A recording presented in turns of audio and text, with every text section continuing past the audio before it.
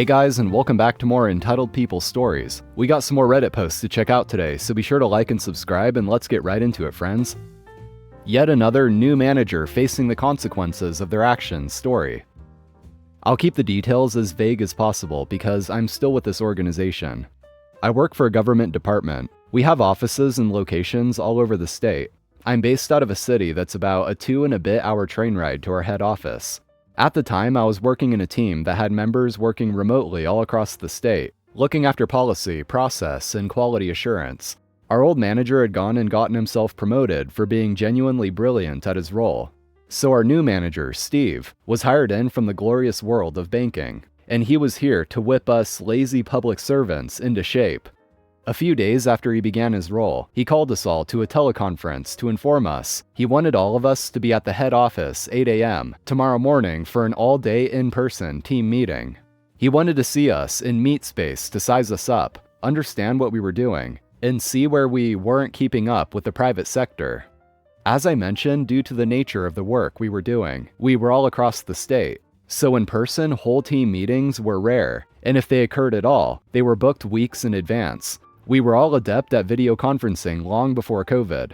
Some of us tried to tell our new high-flyer manager that almost none of us were in the same city as him, and to be there on such short notice would mean travel expenses, meal allowances, overtime, etc. He didn't seem to care, and told us in no uncertain terms to just be at the head office tomorrow at 8 a.m., before abruptly hanging up. Now I should explain something. I am one of a handful of union delegates in our department. I know our award back to front, specifically the sections dealing with travel, allowances, and overtime.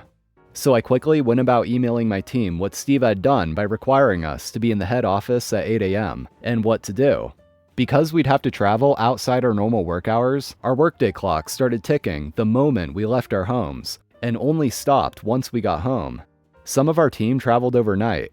They were entitled to overtime to travel, a dinner allowance and accommodation for the night, and the same returning.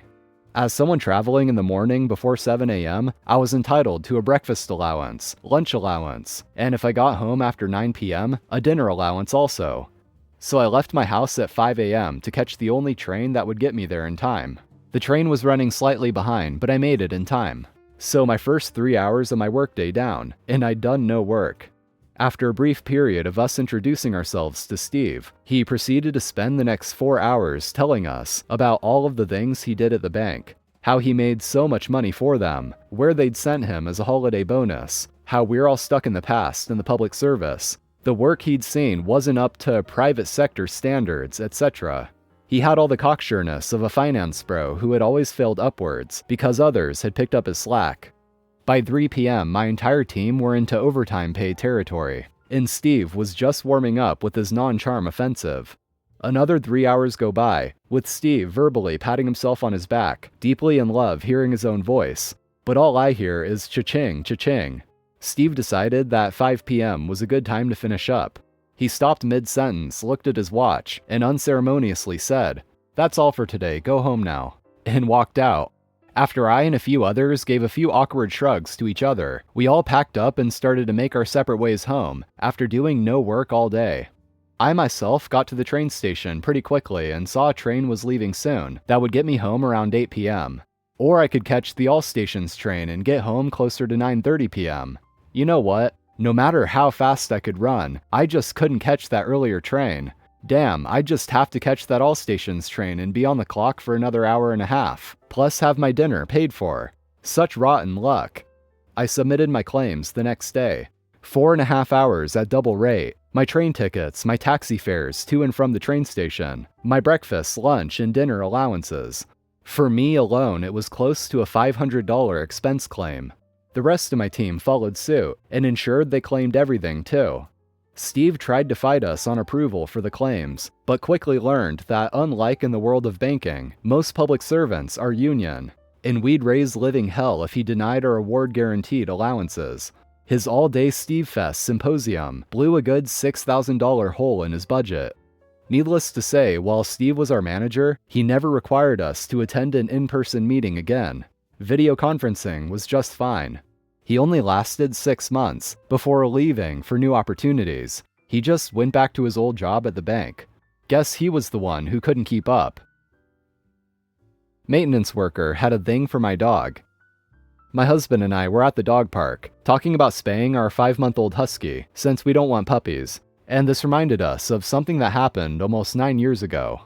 Background: we had 2 dogs when we lived in our apartment, a border collie mix, that was also my service dog, and a German shepherd. We did the whole meet and greet at the apartment office with our shepherd, and everyone loved her. This was done so we could put her on our lease, and shortly after, the apartment updated their breed ban list to include German shepherds. Thankfully, ours was grandfathered in. At the same time, the apartment office had hired on a new maintenance worker as the lead of the department. And this is where shit went weird.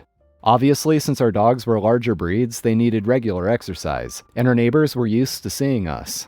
On one of our walks, I meet this guy for the first time, and he became fixated on my shepherd. I mean, I think she's one of the most beautiful dogs I've ever met, but even I'll admit, she looks like a normal shepherd. During our first encounter, he asked me if I lived at the apartments, and I said yes. He started telling me how there is a ban, and how I'm violating the terms of my lease by having a dog that is on the ban list. At first, I'm confused as to why I'm getting this lecture from some random guy. So I politely inform him that my dog is on my lease and start to walk away.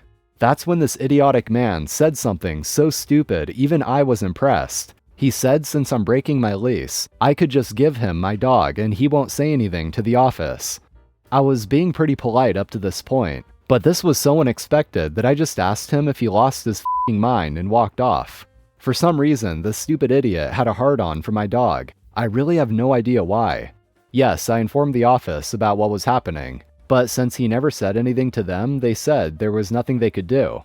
Every time I had to call maintenance, he would show up. I had a problem with the sink in the kitchen, and before maintenance showed up, I put her in my bedroom and shut the door. He walked in and asked where she was, then proceeded to walk to my room to try and get her.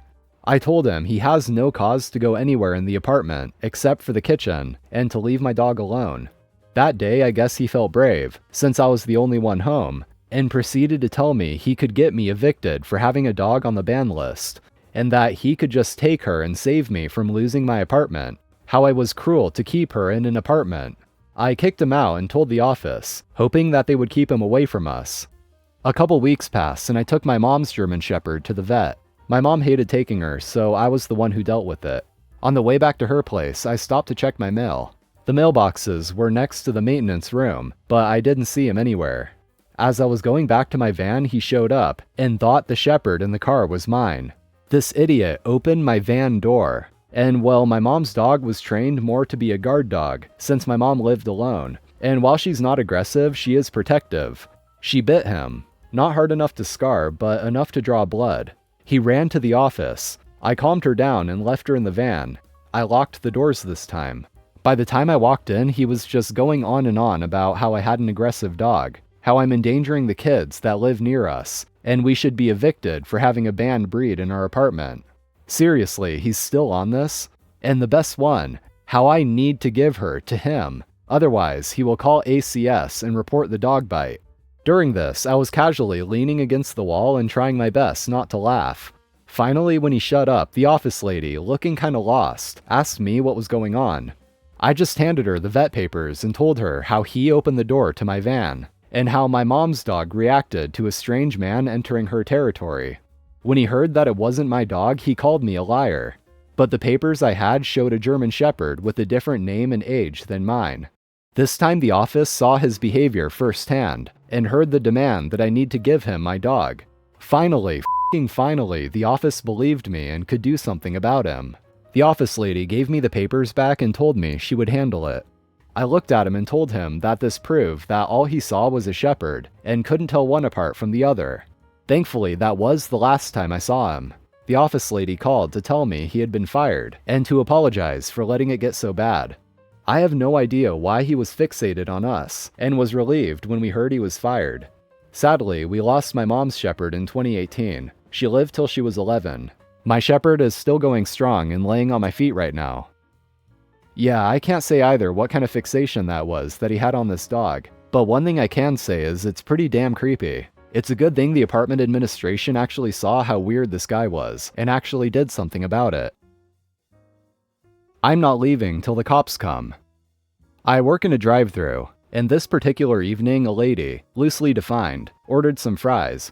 She came to the window and received her fries, only to find the drive-thru order taker I was collecting that night, taking an order.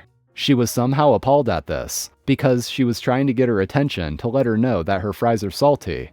Things escalated very quickly, as she was throwing French fries through the window, yelling, "Hello, bitch, hello," taking the rest of her food and throwing it at us, too. The manager Dave came to the window to see what was the matter. "These fries are too salty. I want a refund now." She was eating the fries and throwing the rest of them at us repeatedly. All I could do was stand there slack-jawed while this all happened. Dave said he wasn't giving her a refund. If she was pissed before, she was livid now. She lost her ever-loving mind, demanding a refund on food she threw all over the place.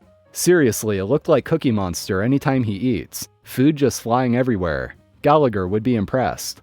"I'm not leaving till the cops come." The cops came all right.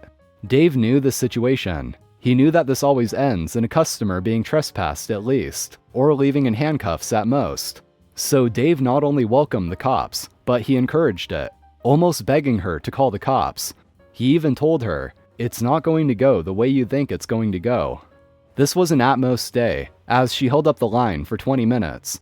The cops hauled her arse off faster than a June bug on a hamster wheel, or insert any other hillbilly saying that means super fast.